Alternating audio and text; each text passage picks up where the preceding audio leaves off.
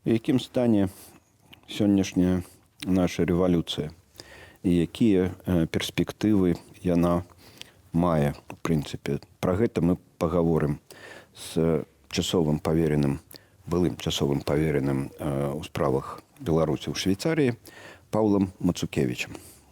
Прывітанне, Павел. Добрый день. Наш пратэст ці наша рэвалюцыя зацягнулася, і зараз і адзін, і другі бакі нібыта ўраўнаважаныя. Улады не могуць пагасіць пратэсты не спыняюцца, але не могуць прывесці да таго, каб Лукашенко сышоў і рэжым перафарматаваўся нейкім чынам. Вось у гэтага, напэўна, ёсць пэўныя прычыны і фактары. Можа быць, аб'ектыўна так павінна было быць. Ці гэта тлумачыцца памылкамі, якія робяць два бакі? Мне кажется, для этого есть и объективные, и субъективные причины. Были, безусловно, ошибки. То есть поначалу мы видели и желание, и готовность рабочих, желание, или готовность фабрик, заводов присоединиться к протестам. Это происходило и на МТЗ, и на МЗКТ, и на крупнейших предприятиях. Мы помним тот поход президента на МЗКТ, где ему сотни голосов кричали прямо в лицо: «Уходи». То есть в тот момент, как минимум у меня было твердое ощущение, что называется, победа близка. Затем в силу того, что сложно объяснить, почему произошел спад, возможно, лидеры оппозиционного движения занимались не тем, чем было нужно. А чим потрібно було займатися? Сам факт того, тот факт, что они находятся на рубежом, он не способствует, за рубежом, безусловно, не способствует на мой взгляд, активизации этого процесса. И был, на мой взгляд, упущен момент. Момент, напэўна, быў момант упущены на самым пачатку, а потым, калі ўсё перайшло вось у гэтую пазіцыйную вайну, цяганне такое, таксама трэба нешта рабіць, назапашваць там сілы, энергію і так далей. Вось памылкі, якія называюць, асабліва там вонкавыя нейкія назіральнікі і так далей, гэта падштурхоўванне да сілавога супрацьстаяння. Абараняцца трэба і за неяк не толькі хадзіць на маршы, но і біцца. Ці згодны вы з тым, што вось такі ўзброены ці там сілавы варыянт быў бы магчымым і ён бы прывёў да перамогі, скажем? Мне кажется, власти ждали силового варианта. Это был бы вариант развития событий в их интересах, когда у них были бы уже развязаны руки на то, чтобы применить действительно силу во всем диапазоне. Плюс не будем забывать, что весь этот период времени, пока развивался протест, власти тоже не бездействовали, принимали очень активные действия и попытки каким-то образом этот протест локализовать, расколоть, обезглавить, в том числе путем вывоза из страны лидеров, посадки их в тюрьму. То есть использовался широкий диапазон механизмов и способов с тем, чтобы каким-то образом повлиять на этот процесс. И мы, в принципе, наблюдаем и далее эти попытки, они предпринимаются ежедневно и в форме альтернативных митингов и путем переговоров с теми же студентами, когда там руководитель Совета Республики едет к студентам и убеждает в том, что то, что они видели своими глазами, не является правдой. Вы глядите, як адбываецца. Яны з боку рэжыма маюць магчымасць прыязджаць да пратэстуючых студэнтаў у ВНУ, размаўляць. Яны прысылаюць сваіх там эмісараў, прапагандыстаў і чыноўнікаў на заводы з рабочымі перамаўляць, дыалог нібыта весці, і маніпулююць такім чынам масамі. А мы такой магчымасці не маем. Мы не можам паговорить с тым боком, ні з міліцыяй, за мапам, мы не можам пагаварыць з парламентарыямі, якія хоць і нічога не вырашаюць, але ж тым не менш адно запірышча ў рэжыма. Што мы можам у гэтым сэнсе рабіць, што б мы маглі рабіць зараз, каб ўсё ж такі дамагацца таго, каб юрыдычныя падставы, якія ўжо дайшлі да таго, што Лукашенко страціў любую легітымнасць, каб яны перайшлі нарэшце у де-факто. Сложный вопрос. Мне кажется, юридические механизмы здесь не будут действовать, потому что в Беларуси законы действуют очень однобоко. То, можа, это таксама была памылка, спадзявання на законны шлях, ўсё рабіць по закону? Ну, мы считаем себя законопослушными гражданами и пользуемся теми возможностями, которые у нас есть. Просто проблема власти состоит в том, что она не считается с нашими правами. Но совершенно очевидно, что для власти является большой проблемой протесты. Совершенно очевидно, что стачка, и мы видели это на МЗКТ, когда рабочие закричали «Уходи», насколько сильно действует это на власть. То есть, в принципе, есть две вещи, которых реально боится эта власть, и те вещи, которые она готова слушать. Это национальная стачка, забастовка больших предприятий государственных, ну и протест, которым она просто ничего не в силах но гэта ж сделать. не рэвалюцыя рабочих.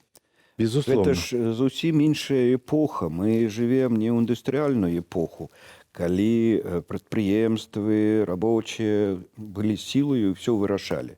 Сёння другая сітуацыя. Я с вами Чаму б, напрыклад, не страйкаваць банкам? Вось калі б банкі спынілі сваю працу на 2-3 дні, а то банкіры ці банкаўскія работнікі выходзяць на пратэсты разам з усімі, а працуюць на режим. Я с вами согласен. Нужно пробовать. То есть власти пытаются и пробуют различные способы.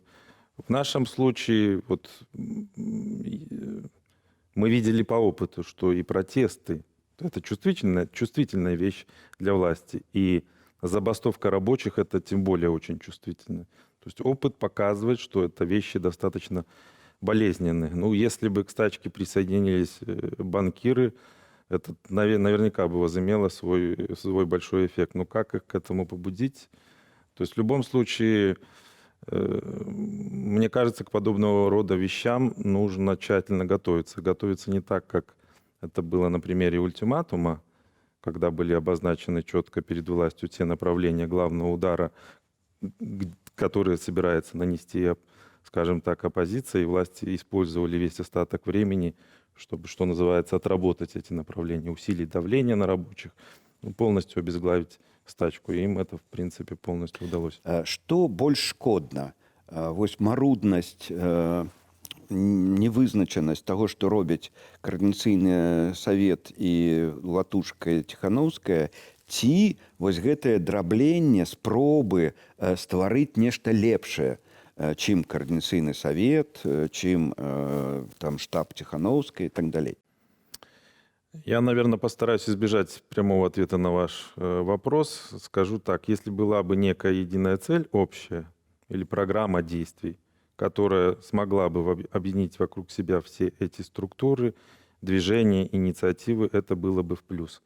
На сегодня... А что такое, идеи нема? Ну, на мой взгляд, ее пока нет. Есть более-менее подходящая всем идея, озвученная Светланой Тихановской, как мне кажется, более-менее подходящая идея, связанная с проведением новых выборов. Вот. Какую цель преследуют иные активные игроки всего этого движения, мне сложно сказать. Потому что движение или структура, созданная Павлом Латушко, она больше наводит на мысль о некой самостоятельной кампании, в рамках всего этого, о неких претензиях на выбор. Ну, дай бог, чтобы, как говорится, все удалось. Но знаете как, если корабль носил название «Тихий», а потом его переименовали на «Бодрый», от этого он быстрее не поплывет. Хотя вокруг Павла Латушко собираются интересная команда, и, возможно, у него что-то получится. Ну, вось, што можна меркаваць па іх выказваннях, яны займаюцца планаваннем таго, што будуць рабіць пасля змены рэжыму. А як яго змяніць? Вось мэта ж павінна быць менавіта такой, і адзіная ідэя, якая магла б аб'яднаць.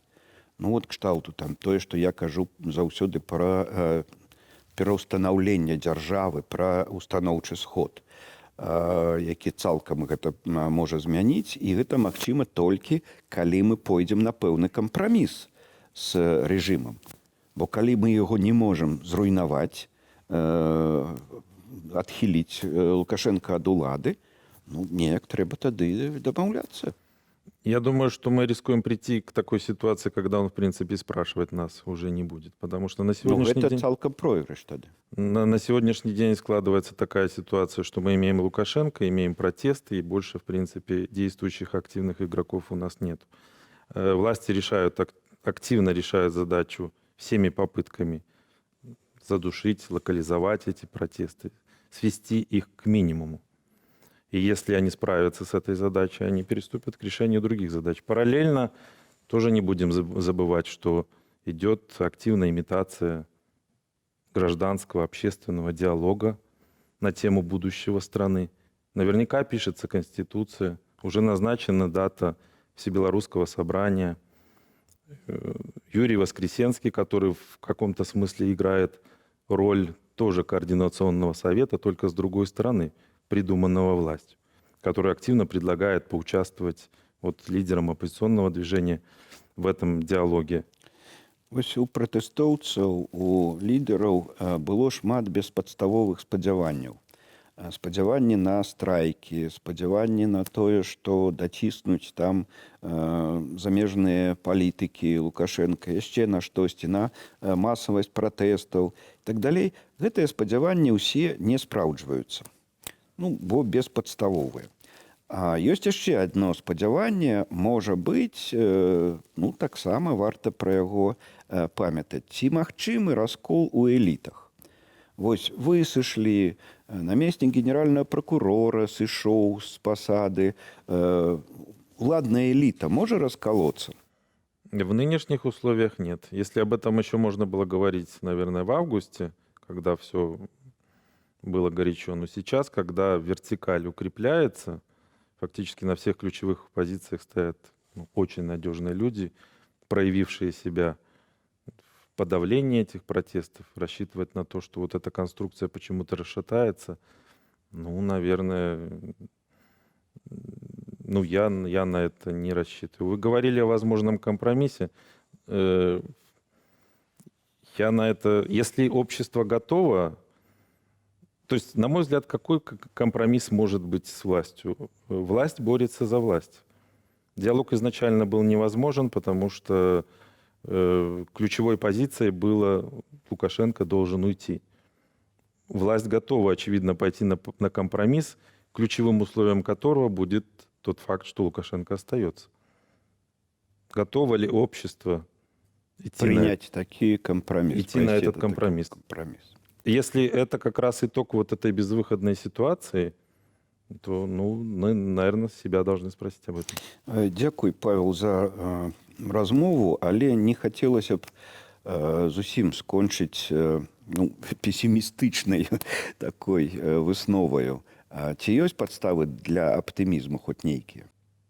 Я смотрю вместе с тем на все оптимистично. Когда я вижу этих смелых людей, смелых белорусов, которые, несмотря ни на что, выходят на улицу без страха, я верю в, извините, светлое будущее своей страны. Хочется верить у светлую будучыню, хочется верить у перамогу, і мы верым, але, напэўна, акрамя мужнасці і стойкасці, трэба яшчэ уключаць галаву і сапраўды прадумваць крокі, якія прывядуць урэшце-рэшт нас до нашай мэты. Мой сённяшні гость дыпламат Павел Мацукевич і я, Владимир Мацкевич. До наступных сустрэчаў.